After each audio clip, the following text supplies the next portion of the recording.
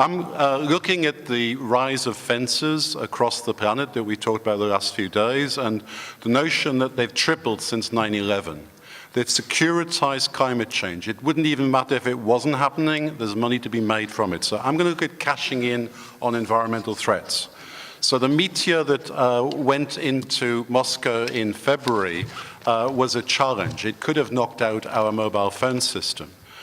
Actually, it's a real threat because most of you don't realize your mobile phones are working on military systems. It's the military architecture you're using. Where I'm from in Yorkshire, we have a base that's looking out into space, monitoring 30,000 bits of debris. But most of the satellites are looking down. That's part of the next generation of frontier control. Everything's ridden by satellites. How many of you got a mobile phone? All of you, switch it off. I'm actually voice tracked, so if you keep your mobile phone on, then you will become my friend. You don't want to become my friend.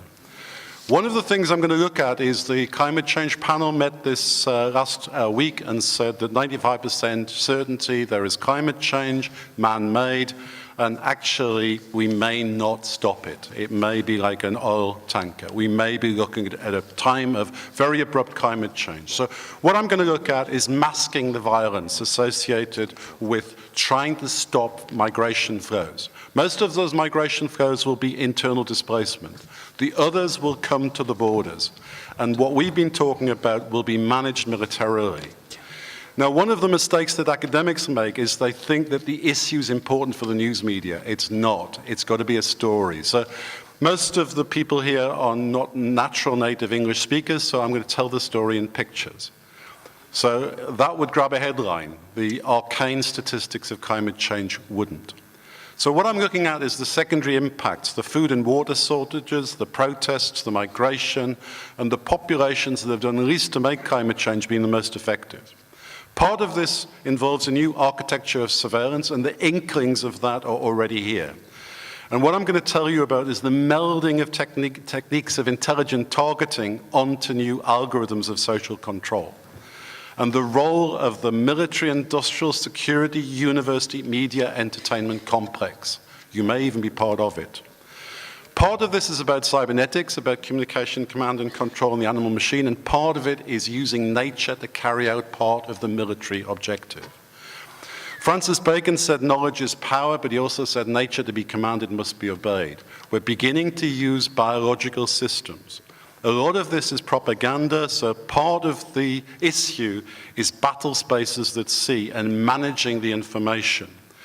The struggle for hearts and minds. So part of this is about psyops. It's about media propaganda, feeding the media a story. And what we've got is nature becomes part of the observational platforms. We're beginning to co-opt nature into the surveillance of maritime borders. We're putting cameras on them. Battle spaces at sea include the animal, insect, and machine subsystems, implanting them into animals, into fish, so they can survey the waters, and we can build neural networks to observe people going across borders.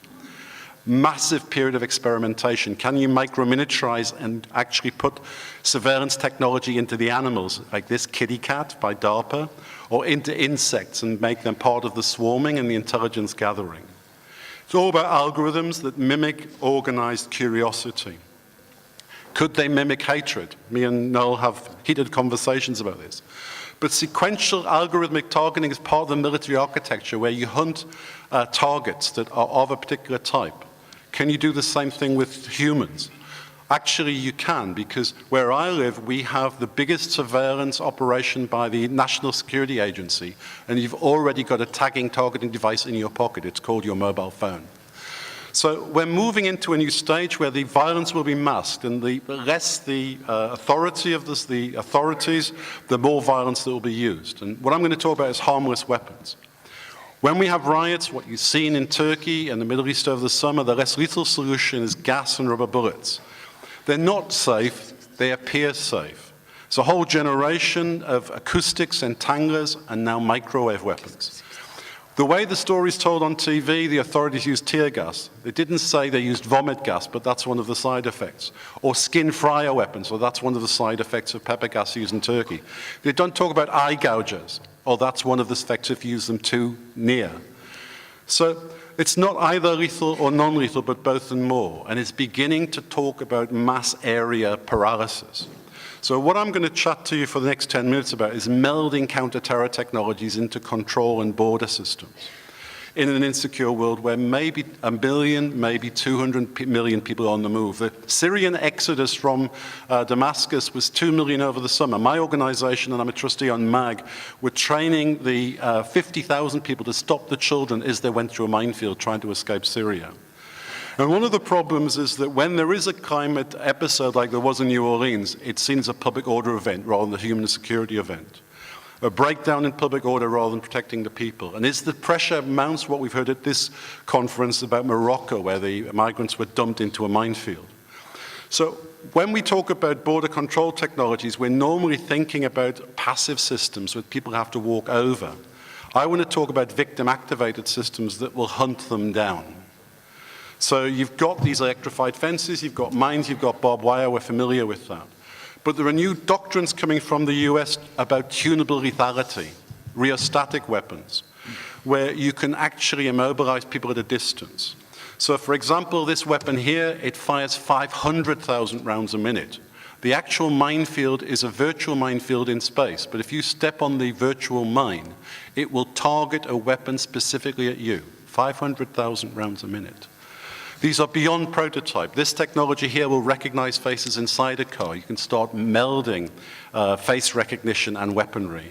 So you start getting guns fired at a distance or things with the intelligence of a fridge that if they smell you through your heat, they will kill you. So it's automatic execution. This algorithmic victim-seeking weapon has a nervous system and a killing system. It bounces around. So if someone dies, the minefield rearranges itself. It's got a neural network. And we're at the very beginning of that, but the doctrine says that civilians are the problem. Now you have the heretic story here, Qatar's, where the Pope says, well, let God decide. The challenge for the military here is attack both civilians and combatants and with the same weapon. So you're starting getting sublethal claymore mines. You're starting to see that children can be victims, but disguise that. You won't see images like that in the news. It's got to be censored. So that border fences are becoming intelligent, they can detect people, and we're moving away from one-to-one torture to one-to-many. There's an industrialization of the pain business. So when there's confrontations on the streets, in the old days they left escape routes, now it's can you capture them, can you control? And this tunable lethality talks about creating rings of sublethal or maiming or core lethal or liquidating elements in the middle. The holy grail is tunable lethality because you can turn up the killing ratio depending on the political situation. They're invisible. The new generation are built on directed energy. They increase the heating effect, but they can work at a distance of small arms. So maybe a mile away, you will be targeted by pain. Your body will go up to 130 degrees. If you're interested, look up Raytheon that made the microwave oven and Silent Guardian. They're advertising this system now for ports, for borders around sensitive buildings. If you get heated up to that and somebody's chasing you, might keep on running, burn you. And if you've got sequential targeting, it means you can pick off people at the border with a beam, with a pain beam. When we look at this one, it looks the same as this one. It is. That's a German technology. That's the Russians testing it to get around any restrictions on testing these weapons because of medical ethics. So we're moving into systems that can shock at a distance. This is the Taser company's X-Rep. It's a shotgun that fires a taser. Put that on a robot. They're building mines now that shock on the ground. They can shock people moving across borders. 50,000 volts paralyze them. Shockwave technology is already on the market. That's an advert. Systems like Ionotron are talking about tunable lethality. You can disable people with an ionized laser beam, turn off a car engine, or kill somebody. If they're real troublemakers, then you can actually use the pulse energy projectile. It vaporizes the vapor around your body and creates it into plasma. So already thinking about targeting civilians. Injector weapons form the part of this revolution. The testing was done in Moscow. Now, these are circuits of violence. They didn't know what it was a fentanyl. They'd not done any testing on it. There was no antidote. What the public didn't see, what was happening behind the scenes. Now, one of our colleagues got into Chechnya to photograph why people were reacting. They rubberized it. There were just corpses everywhere, disgusting images that can never be shown. I won't even show this one for very long. People that had been raped, a whole culture of impunity, driving people into terrorism. You'll get all of that. Is the culture start to break down in a time of rapid migration. So it's farewell to the Geneva Conventions, they're so 20th century, into a new wave of immobilizing chemicals. Now this woman here is an anesthetist, but she was at an arms conference actually advertising a paralyzing gun because she'd worked out a way of putting the antidote. The TV program we saw that she put together showed her testing these on kids. They'd gone through them biomedical testing, and as the person was dying from the drug, the antidote was kicking in. I gave the media her telephone number and work address so they could have an ethical conversation with her. Uneasy ethics all around, and where we're moving to is a revolution in the life sciences now, molecular electronics, looking at whether or not we can target particular racial groups. So the Chinese can cross and the Africans can't. They've already encapsulated this, so as people walk across borders, they release the agent. We're not through the breakthrough on the DNA yet, but that will come. And what you've got is this combination of so-called armed vision. The battlefields are battle spaces at sea. There are cameras everywhere that can target. We're getting a melding of this system. So when we talk about people crossing the border, they're assembling at certain points, this is the idea of using micro dust clouds of tags that will automatically target those people. So the problem Charles will talk about of people crossing by boats and you can't find them in the sea, you've already tagged them by micro miniaturized systems. This all seems like science fiction, but these are drawn from military documents. And this is a DARPA request to hunt down uncooperative humans. They wanted an algorithm that would allow the authorities to hunt down people that were crossing borders like a pack of dogs. It's very emotional for me because I began this work in Afghanistan when I was tracked down by a pack of dogs. I've never been as barbarian in my life, and I actually attacked the dogs back. I've never been as alive or as frightened. But what we're getting now is robots with guns that Noel talked about, but the guns are actually less lethal and lethal. Why that's important is the barrier, the threshold is crossed. You can say, we're not killing people, we're just giving them tear gas and plastic bullets to dissuade them illegally crossing the border. It's not a climate change issue, it's a security issue. You don't want illegal immigrants. So we're getting a revolution in this. But back to Zygmunt Bauman that was mentioned by Nick this morning, what we're really looking at is expendable humans. We're looking at flawed consumers that don't spend anything. You can make more money by building a killing or maiming architecture than you can get from them from the market. Big business.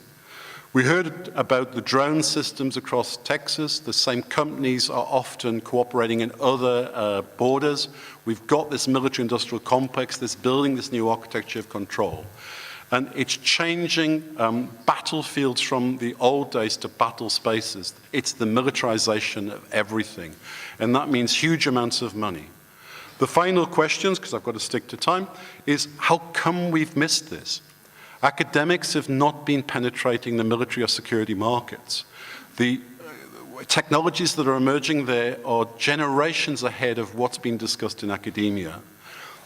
It's easier to keep our eyes shut and think about something else, but we've got to demand accountability from the companies. We've got to stop the proliferation that's going on and call it to account. There has to be a new treaty to protect climate refugees, but it's dubious whether the UN can do it. We need a specific regime on climate refugees. We need funding mechanism in billions to do it in a planned way.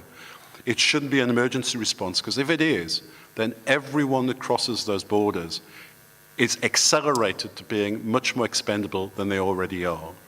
What we're likely to get, and I'll end on this, this was the news last week, it's called Plan B. We're going to fail to control the rise in climate, so we're going to see the migration, and now they're talking about weather modification and geoengineering. The Russians are already saying, let's try and shove the bad weather somewhere else. Well, you can imagine how popular that's going to be. Technical fixes rather than human security. So I guess it begins here. We've got to move towards security as if people mattered. And I end there. Thank you.